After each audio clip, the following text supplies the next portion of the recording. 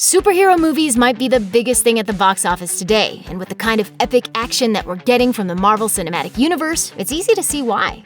That hasn't always been the case, though. The history of the genre is full of catastrophic failures that never managed to save the day for audiences or critics. From obscure heroes who were a little too bizarre to household names that had a rough road to the screen, here are the worst superhero movies ever made. Barb Wire. Barb Wire might not be a traditional superhero, but with her over-the-top costume, dystopian sci-fi setting, and roots on the page, she seemed like the perfect comic book character to make Pamela Anderson an action star, in theory. In practice, the 1996 adaptation didn't give the fans or the cast anything they wanted, except maybe seeing Anderson in a leather costume that The Telegraph called unnecessarily revealing. Set in the distant future of 2017, the movie starred Anderson as Barb Wire, a bartender and bounty hunter trying to escape the Second American Civil War by dealing with a mobster named Big Fatso and making enough money to move to Canada. With a premise like that, it's easy to see why Anderson thought she was signing on for what she called a dark comedy about a blonde, big-haired badass riding around on a motorcycle. With a studio demanding changes to the script, a new director, and less humor, however, what could have been a campy classic was tanked from the start. Howard the Duck. You might have been excited to see Howard the Duck pop up in the post-credits scene in Guardians of the Galaxy, but don't let your interest in one of Marvel's more obscure characters trick you into watching his first feature film outing from 1986. Produced by George Lucas, yes, that George Lucas, the movie starred Back to the Future's Leah Thompson, giving it a sci-fi pedigree that any movie in the 80s would have been jealous of. Unfortunately, while Universal was trying to get the guy who made Star Wars, they got the guy who made The Phantom Menace instead. What I don't know is what the hell I'm doing here. After Robin Williams wisely passed on the role, the job of voicing Howard went to theater actor Chip Zien, who knew something was wrong when he had to buy his own ticket to see the movie he starred in. As he later said in an interview, by the time they'd gotten through 111 minutes of a duck puppet's questionable romance with Marty McFly's mom, he and his friend Roy were alone in the theater. Everyone else had bailed. Howard, you really are the worst. Green Lantern. With roles in Blade Trinity and Deadpool, Ryan Reynolds has had decent luck with superhero movies. His attempt at bringing DC's Green Lantern to life in 2011, however, risked ruining his career and taking the whole superhero genre with it. After it cost a whopping $300 million to make, about $80 million more than it took in, the scathing reviews and terrible box office numbers threatened to turn studios off the idea of comic book movies altogether.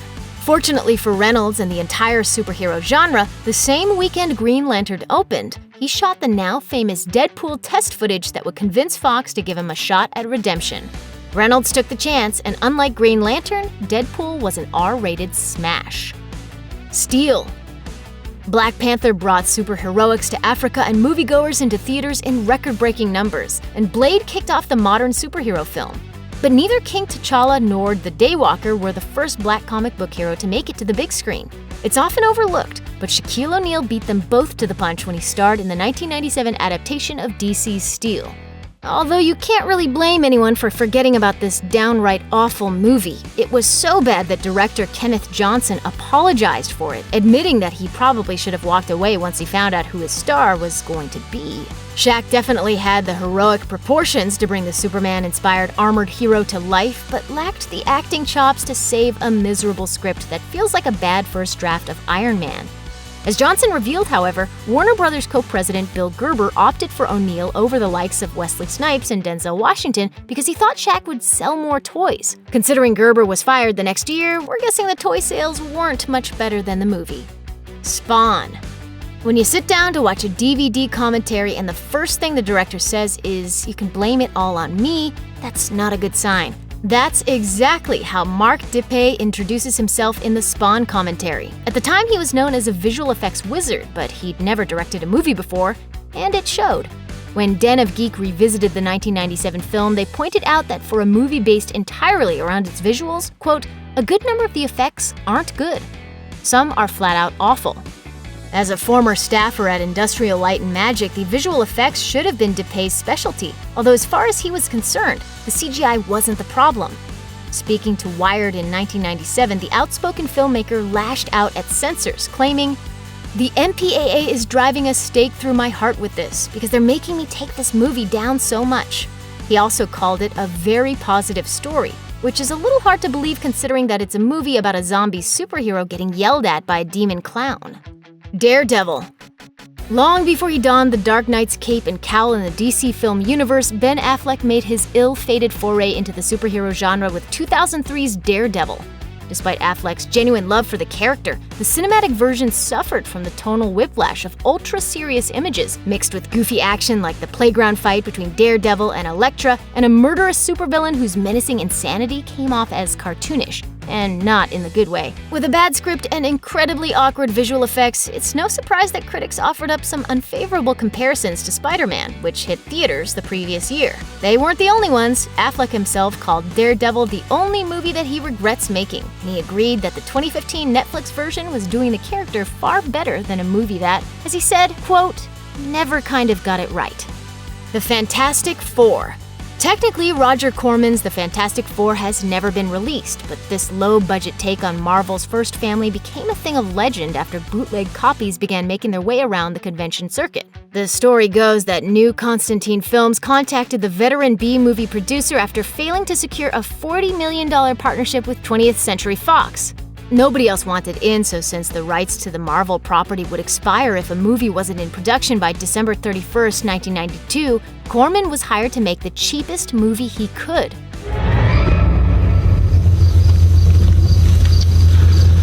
God help us. The result was a movie so legendarily bad that it became the subject of a 2015 documentary called Doomed from director Marty Langford. The saddest revelation in that film was that the cast had no idea that they were just making a movie to help secure the rights, and that there were never any plans to actually release it and give a cast of unknowns their big breaks. Look at it! See it! Does it amuse you? You can't blame them for being fooled, but they probably should have noticed something was up when they could barely hear Dr. Doom's dialogue over the clanking of his armor. Or, when they saw what the Thing was supposed to look like. To be fair though, the origin story in this film is actually more faithful to the comics than in any other Fantastic Four movie to date. Of course, the fact that we still think this one is the worst, even after those other three, should give you an idea of just how bad it is. Catwoman. If you watch Halle Berry's notoriously terrible Catwoman movie and Christopher Nolan's game-changer Batman Begins back-to-back, it's hard to believe that there was only a single year between them. This extremely loose DC adaptation was nominated in 7 categories at the Razzies, and triumphed, sort of, in 4, including Worst Actress for Barry. She even showed up in person to collect the award along with co-star Alex Borstein and her Academy Award, and started off by thanking the studio for casting her in what she called a god-awful movie. And that was the nicest thing she said about it in that speech. Rest assured, it actually is that bad. In addition to scenes where Barry's magical cat powers kick in during a basketball game and cause her to swat at the ball like a ball of yarn, it's full of cringe-worthy stereotypes for a female superhero. Seriously, Catwoman fights a villain whose big plan is to distribute evil makeup because she's mad that she's starting to look old. In 2018, Barry addressed Catwoman once again while accepting the Matrix Award from New York Women in Communication. She acknowledged how bad the picture was, but she defended her decision to accept the role, revealing that the, quote, shitload of money she made changed her life, and that the movie taught her what not to do. Captain America. After 10 years of the Marvel Cinematic Universe, it's hard to imagine anyone but Chris Evans as Captain America. Back in 1990, though, Matt Salinger, son of famed American author J.D. Salinger, was tossing shields when Evans was still in elementary school. Originally intended to be released on the 50th anniversary of Captain America's first appearance, this low-budget Marvel adaptation was never actually finished, with the production running aground before the final scenes were shot. Unwilling to send the existing footage to the deep, dark vault that it most certainly belonged in, studio execs had editors cobble together a version that could be released on VHS. Mr. President! Thanks.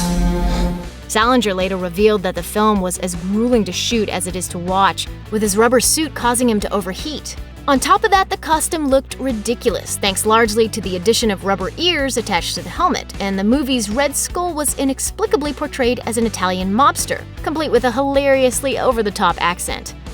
That was a gun. This is a detonator. Did you really expect me to be taken alive? As for the script, well, there's a scene where Cap grabs the Red Skull by the wrist and the Skull pulls out a knife and chops off his own hand. Not exactly the evil mastermind fans were expecting.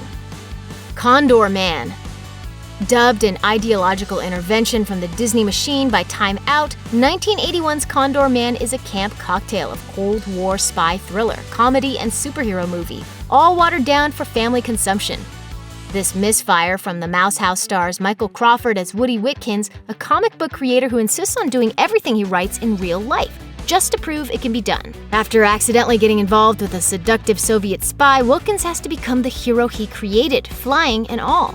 For the most part, Crawford himself was in the ghastly Condor Man suit, and at one point, he almost died in it. After falling into a river in costume, the gigantic wings dragged him down and nearly drowned him, making the film unpleasant on both sides of the camera. That said, it's been more than 35 years since Condor Man hit theaters. Maybe it's time to introduce Disney's first attempt at a superhero movie to the MCU. Or not.